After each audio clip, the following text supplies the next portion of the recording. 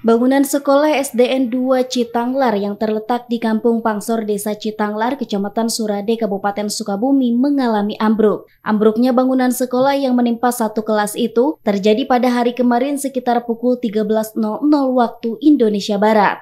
Diduga penyebab ambruknya bangunan tersebut disebabkan oleh hujan yang deras dan angin kencang, serta bagian kayu yang sudah mulai lapuk. Untuk sementara, para anak-anak dipindahkan ke kelas yang lebih aman agar bisa menjalankan kegiatan belajar mengajar seperti biasa.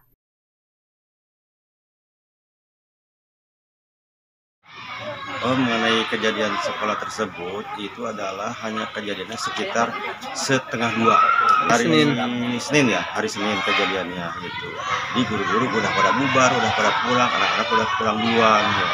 Guru cuma menunggu sampai jam 1 di sini. Udah pulang jam 1 itu kan kejadiannya sekitar setengah dua ya, jadi jam 1.30-an lah gitu. Jadi pada ini hanya yang rusak itu cuman sekolah yang kelas 3 doang. Itu yang lainnya enggak, ya cuma satu kelas, tapi itu ngerempet ke kelas yang kelas 2 gitu. Maka sekarang kelas 3 disatukan waktu-waktu dengan kelas 2.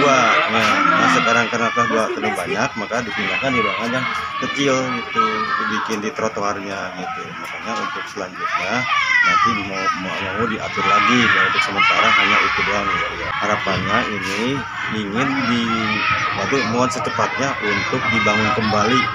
Dari Kecamatan Surade, Kabupaten Sukabumi, Indra Sopyan mengabarkan.